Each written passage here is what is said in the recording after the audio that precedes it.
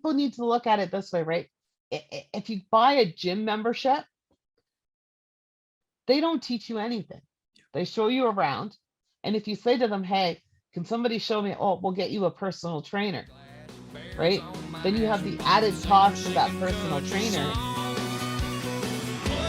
Chicken trucking, big wheels there humming, high rate of fuel consumption, missing mama, needing loving, rolling with the whale sound, running like a southern shaker. I don't need no 40 acres to turn this rig around.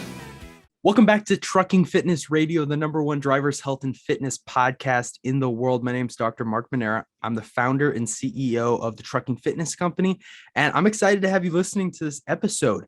As you're aware, we are on a mission to make the trucking industry a healthier place. And this podcast is just one of the ways that we're doing that. And today we've got an awesome guest on the show, personal friend of mine, and we'll tell some background stories, but Shelley Walker, the founder and CEO of Women's Trucking Federation of Canada. And she's also been a professional driver for 17 years. I didn't realize she doesn't drive anymore, but that's awesome that she has that background and she knows what you're going through on a day-to-day basis, and has a lot of wisdom and advice in the area of living a better life out on the road. And so I am excited for this conversation. Shelley, welcome to the show. And yeah, thanks for coming on. Well, thanks for having me on, Mark. It's been a long time since we've seen each other, so it's nice to catch up. Yeah. And well, I think we've grown a friend. I think we got started our relationship when, I don't know if you even know this, was you were one of the first people that kind of gave me an into the trucking industry. I sent you a message, I don't know if it was on LinkedIn or Twitter, and just said, hey, this is what I'm trying to do. Would you be open for a conversation? And you were, yes, come on in. You had a great conversation. You were very, at that point, and I still am no professional or expert in the industry, but you were very open to giving me ideas, giving me thoughts. And I just really appreciate everything you've done for me and the Trucking Fitness Company. Oh, I always like to help people out, and I'm just so ecstatic to see how you've grown. And I don't know, I still can't get used to that doctor part yet. That's kind of but I officially know a doctor now, so that's kind of cool. And but I'm just so excited to see you grow, and the excitement from drivers that are in your program is just amazing. Well, I appreciate that. And I don't think I've ever heard the starting story of how WTFC, or Women's Trucking Federation of Canada, got started. Can you tell a little bit about your background and then how you got inspired to start that? Well, my background is I grew up the daughter of a truck driver, though I don't think he ever thought I was going to be one. Then my kids were small, so I started out driving a school bus. Then I did some coach work. Then I moved up to a 6-wheeler, and then finally up to 18 wheels. And I never looked back. So I enjoyed it, and I enjoyed the open road. Then a group of ladies that I know, we talked about something for women and networking, but they started to realize how much work it was going to be. And they were like, just no. And I'm like, do you mind if I carry on? So I carried on myself and got it incorporated. And we're still really growing and learning a lot of stuff along the way, making new friends and new connections, and not just the trucking industry, but other industries, because I believe women's voices are stronger when they're together, regardless of the industry that we're in. And I was at a STEM meeting, and they were talking about something, and I was like, wow, if I just tweak that a little bit, I can make that work over here. Right? So we learn from each other, and having those honest conversations goes a long way, right? So yeah, and I think I look at people that I look up to, and you see like, oh my gosh, how did this person get to this level? And it seems like an overnight thing, but then you pull back some layers, and no, there's some time. How long have you been doing WTFC? Since 2016. Okay, so it's been a work in progress, and I'm sure, like you said, it's what's the goal for the next 5 to 10 years? I don't like to predict the Okay, future. I think it's like I'm happy to see that we're growing and moving forward in a positive light. Um, we have some really good new corporate members that we've brought on. We're going to be working more closely with them, doing some projects with them to really promote the women in our industry, attract new people into our industry, because I think that's really important. Um, it's not always about, people look at me funny, but it's not always about dollars and cents. It's about the impact that you can bring. Um, and we should be sharing more. I find this industry is really bad, and it doesn't matter what association it is. It's just like, this is mine. We've created it. It's only for our members, or it's only for a select few. Um, we need to start working on more stuff together so that we have consistency across the industry, because I think that's important. And consistent messaging is important. Um, and the more of us that are more worried about driver health and wellness, right? Diversity, equity, and inclusion, the more of us that are in that limelight that are preaching the same message, that are getting that across there, hopefully we can make the change. You know, the the racism in this industry is through the roof, right? Um, and I think what a lot of people forget is that those people just want to work. They have a family to support, and they're just trying to work, right? Our governments need to teach them English better so that they could understand it, that they're comprehending it, right? Um, Up here in Canada, like everything is either produced in English or French. All government materials in that. So if you only speak Punjabi and those materials are only in that, how are they understanding that? Right. So we need to change the system, right? And let's face it, we're very diverse up here. We have very many cultures and countries. We can't have 30 or 40 different things going around. So why don't we work more on helping them instead of stigmatizing them?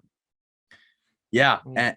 and I think I think one of the things that a lot of people, it's like this a jump from, well, they don't understand our language or they don't speak English very well, so they're dumb, right? And like that is Yeah. like the biggest, like that's like me going to Mexico and trying to speak Spanish and I know like a couple of words, and then all of a sudden then thinking, I'm not intelligent. And I think that, the other way, and we talked prior to the podcast about empathy, and I think there's, especially with the world of Facebook, TikTok, social media, there's a huge lack of empathy, and there's a lot of people who are, what do they call it, keyboard warriors, where they just Yes. are just, they don't even realize, or they're not thinking about, oh, that's an actual human that's reading this comment, I'm just going to go and say whatever I want. Yeah.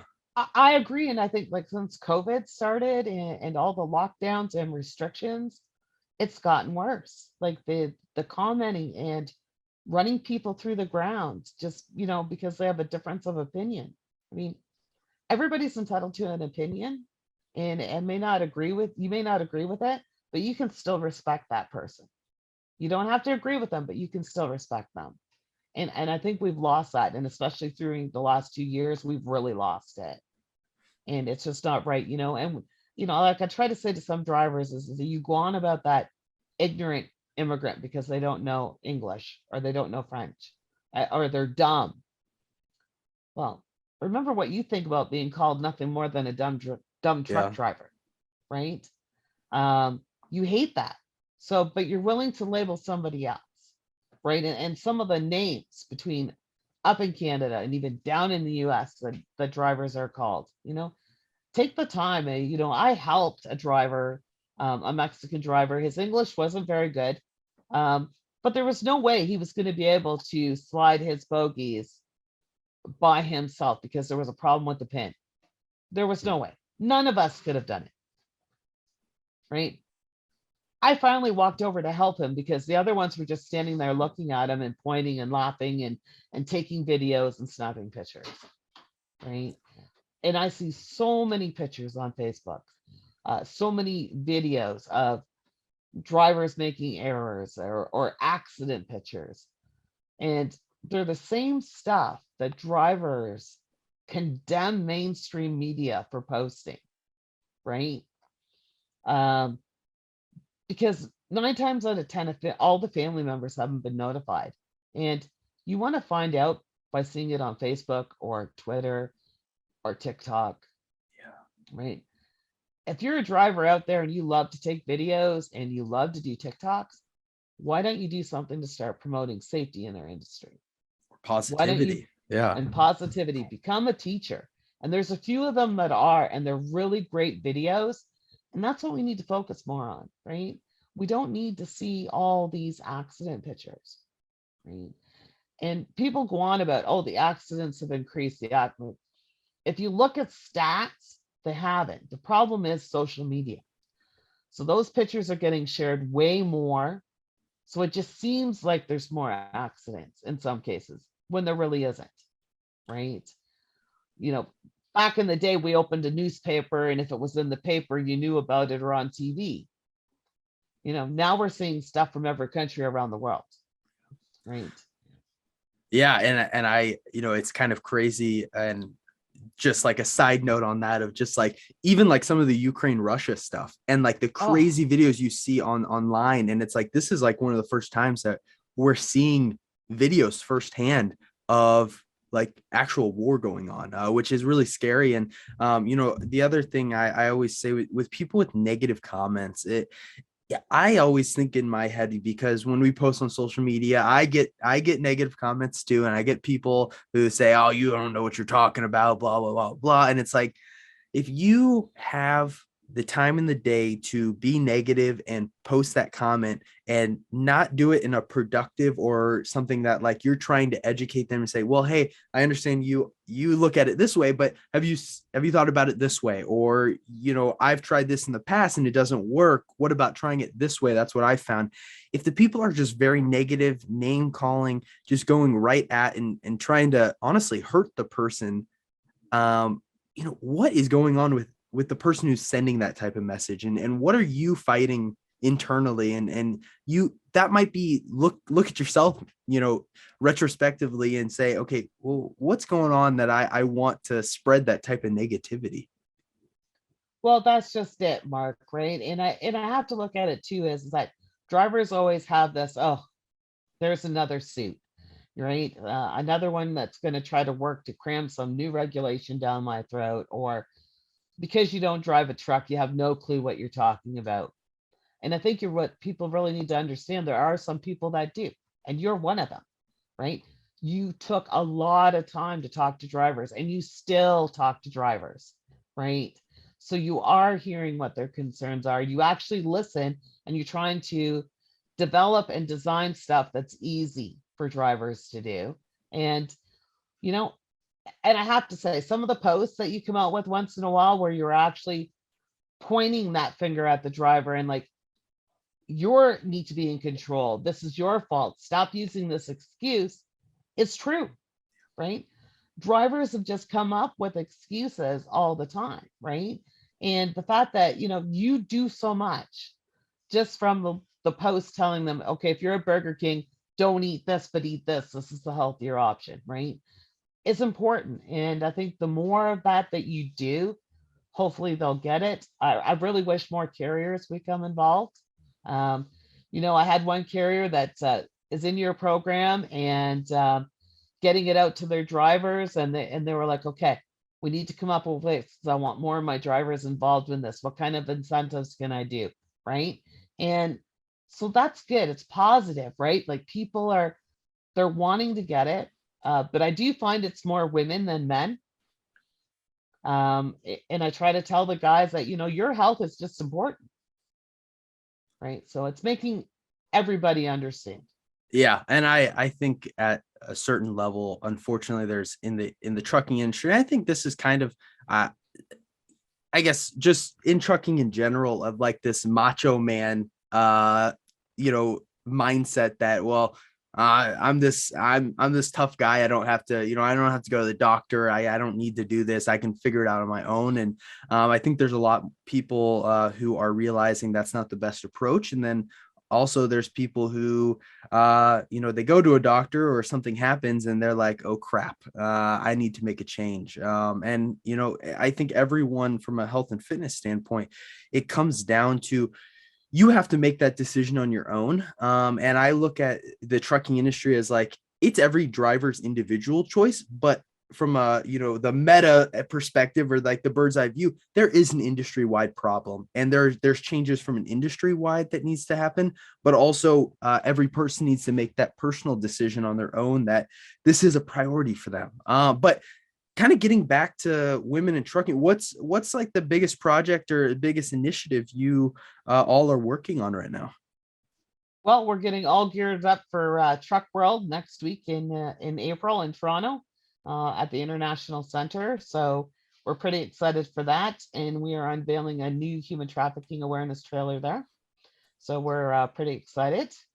And we have Bridging the Barriers coming up on September 20th and 21st of this year.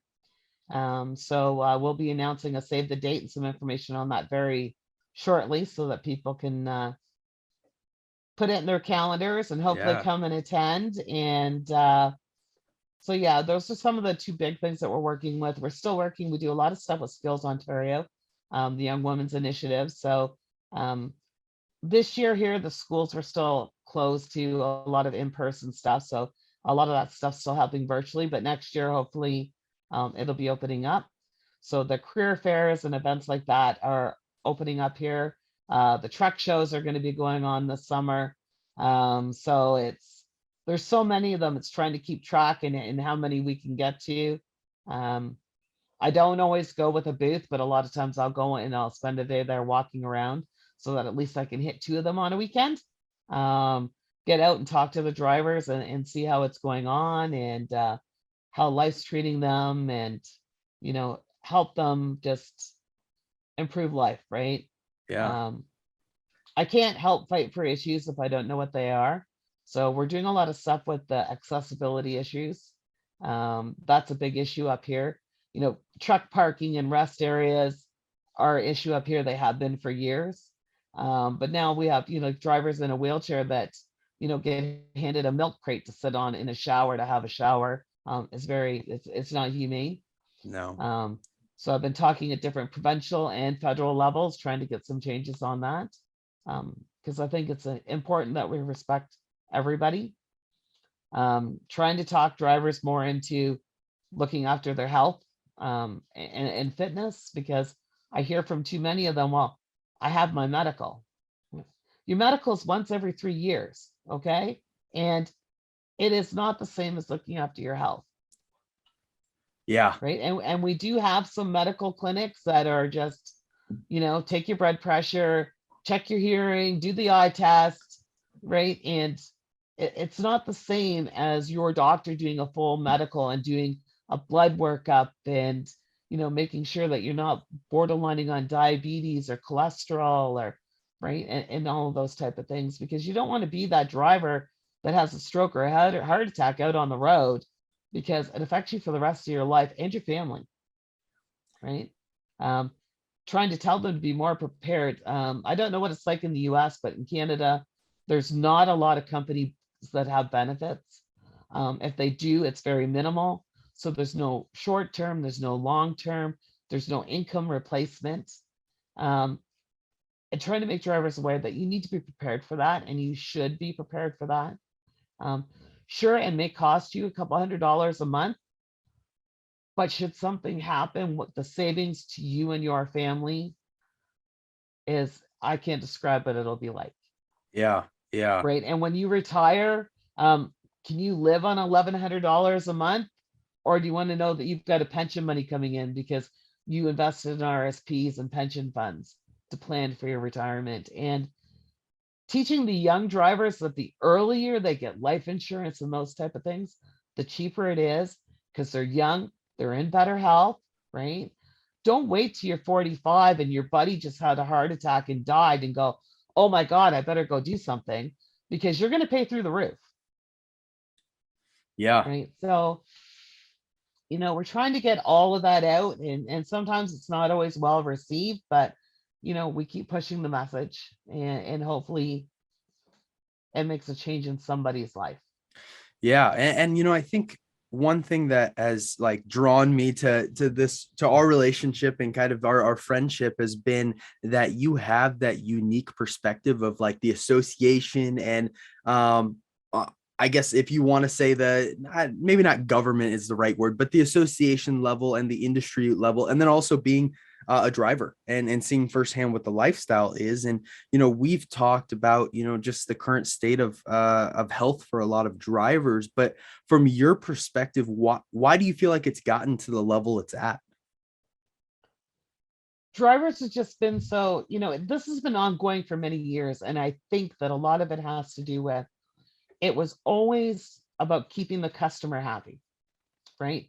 We grew up, a lot of us were in that generation, those that are us that 45 and up, of keeping our boss happy. So the employer's trying to keep the customer happy. We want to keep the employer happy. So we did what we had to do. So what if I had to drive 18 hours straight to get that load there? I have to do it because I got to keep the boss happy. And by doing that, I got to keep the customer happy, right? And it just became a routine. We become complacent, right? As an industry, we become complacent. And when you'd say to your boss, oh, I was there, they wouldn't let me use the washroom. They'd just suck it up, go under the trailer, go behind a building, right? And we just did it because we were taught to work and work and work and work, and hard work pays off. And, some of the ones that I talk to now, the older crowd, and they go on about these young kids trying to make changes. And I'm like, they have the balls to say that we never would have said it, right? We just took it, right? We all thought that, but we just took it. This young generation is actually standing up for their rights. They're standing up for their health and wellness, right? And we shouldn't have to rely on government to say, hey, all these businesses, you got to have your bathrooms open for drivers. And they had to do that in Ontario. And I think it's Pennsylvania now that's thinking of doing the same thing. Why should government have to tell a business to open a washroom when it is the most humane thing that you can do? Yeah. It's a basic necessity of life. Has our society become so bad and so much of into themselves that we are forgetting just basic human rights and needs? Yeah. Yeah, that's it is. And I think outside of health and fitness and helping drivers exercise and eat healthy and have healthier options and sleep better, I mean, what the hierarchy of needs, like being able to use the restroom and have a safe place to sleep is like before you can do anything else, right? And it's sad that drivers have to go through and deal with some of those companies or areas in the country or the world that don't show them the respect or the human need. And what everyone goes to the bathroom, and everyone Yep. needs a spot. And yeah. That's just it, and you look at like I've watched, I'm part of your program, I subscribe, and I think to myself, there's a lot of exercises that you've done outside of the truck, inside of the truck. But there's a lot of places that I park that I would not feel safe doing those outside ones. And I have to do them in like the inside ones that you have geared up. And it shouldn't be that way, right? So there should be safe places for drivers to park so that if they want to do that outside their truck, they can without feeling unsafe, right? And it's not just a female thing. I have male friends that drive, that there are areas they totally don't want to park in. And if they're forced to, they don't get out of the truck, right? Because it's an unsafe area and it's all over. So we need to change that, right? And Yeah. No, I completely agree. And I think, I've thought it was really cool that you are a member of our program and you signed up and you're wanting to, help push, we partnered, the Trucking Fitness Company partnered with WTFC, and I think it's really cool that you're, as a leader in the organization, you're also trying to lead by example by showing, hey, this matters, you can do it, and it's built for you. Well, that was it. And it was just like I've always followed your stuff, and I love the little clips and videos that you do. Um, which is nice because even if somebody isn't a member, they're seeing little bits and it really provokes them to think about it. But my thinking part of it is too, like I'm a chunky monkey, and too many years of sitting and driving and arthritis and everything else. And okay, so I need to get in shape. And the other thing is how can I promote this to my members if I'm not taking it, right? If I'm not using this, how do I promote this to my members? So how do you do Yeah. that? You jump in with both feet. You do. And everyone's got a different starting spot, and it's never too late to get started.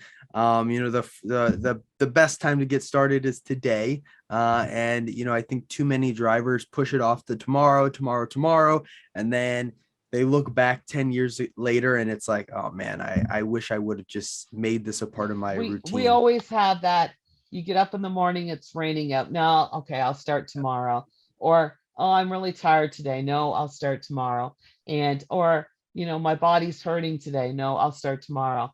There's one thing I want to say, Mark, is that, and I want everybody that's listening and the drivers listening to know is that, being as I've had arthritis since I was 16, when I reached out and took my membership and I said to you, hey, Mark, I have these problems. I need to build up some strength and muscle. What's the best way to do that before I go full bore on the stuff that you're doing? And you hooked me up with an amazing guy that helped me. And we started doing that stuff and then continued on from there. So it's not just about you throwing a program out there and drivers paying for it and being on their own and not having any support. It was there right from the get-go. And it's still there, right? So I think that's important piece of the puzzle is that you're not leaving people floundering. If all of a sudden they're in your program and they get hurt, they need to reach out to you and say, hey, Mark, I sprained an arm, I sprained an ankle, I tore my shoulder. And you'll work with them to get them what they need and still be able to function and do their job, which is amazing. So yeah, I thank you for that, Mark. Well, I do that for drivers. I appreciate that. And, I think that's been our biggest thing of, it's not a lack of information. Every driver out there knows they can go on Google, they can search workouts, they can find exercise videos. Yes, we're trying to build something and everything specific to trucking, and all of the content and everything is in a truck. You can do it in your truck. You can eat at truck stops or fast food restaurants, but the bigger thing, and I think the thing that keeps people and actually gets them towards those goals is that coaching relationship. And when they've got the app, they know it's not just a computer behind the screen telling them what to do, but it's a person. And we want to build that relationship with each driver. And I think that goes way further than just handing them a book or handing them, a web saying, go check out this website or this YouTube video and just do it. Because that accountability is what a lot of people are missing. And that empathy of saying, hey, we're with you. We know you're here. You want to get here. Let's give you the roadmap of how to get to where you want to go. And I think that's the magic sauce for a lot of people. And it is, and people need to look at it this way, right? If you buy a gym membership, they don't teach you anything. They show you around. And if you say to them, hey, can somebody show me? Oh, we'll get you a personal trainer, right? Then you have the added cost of that personal trainer. And in a lot of cases, I've heard people say is that they don't listen because they're all no pain, no gain. Where you don't have that model. If you've got pain, then you're doing something wrong, and let's fix it, right? And so that's, people really need to keep that in mind because that's such a valuable thing. And, especially if there's somebody that has arthritis like I do, there's times of the year where it's through the roof, just because of the weather. And you were able to show me stuff that I could still do without inflaming my joints any worse than what they already were. And in fact, they've helped that. So I think it's important that people realize that That philosophy of no pain, no gain. No, that's wrong. If you're in pain, you're doing it wrong, or you're at the wrong place and you need to call Mark. There you go. You heard it from her, straight from the source. Well, I appreciate that. And I've really enjoyed this conversation. And the last question I always ask every guest is, if you could share one piece of advice about just living a healthier life on the road, or anything to other drivers, what would you tell them? I think the biggest thing for me is take the time to stop. That there is no hot load, right? So you need to remember that, right? So if you can, every 2 to 3 hours, stop. Even if you don't have to go to the washroom, just do walk around the truck a couple times, stretch your legs, get that blood flowing. That is so important. Don't be that driver that starts driving at 6 a.m. and is still driving at 5 p.m. that didn't stop anywhere, right? Because I've known drivers that have lost their legs due to blood clots because of doing that type of thing. So get out, stretch, move around, right? It's so important. I completely agree. And Shelley, thank you so much for coming on. And anyone in the United States or in Canada, check out Women's Trucking Federation of Canada. They're doing awesome things. And I'll have a link in the show notes so that people can go check out your website and your other social medias. And Shelley, thank you so much for coming on. And everyone, thank you so much for listening. Thanks for having me on, Mark. Trucking, big wheels there humming, high rate of fuel consumption, missing mama, needing loving, rolling with a wailing sound, running like a southern shaker. I don't need no 40 acres to turn this rig around. I'm jacked up like a Chevy, but ain't heading to the levee. Lord have mercy sakes alive on this high step and double clutching, gear jamming, chicken trucking.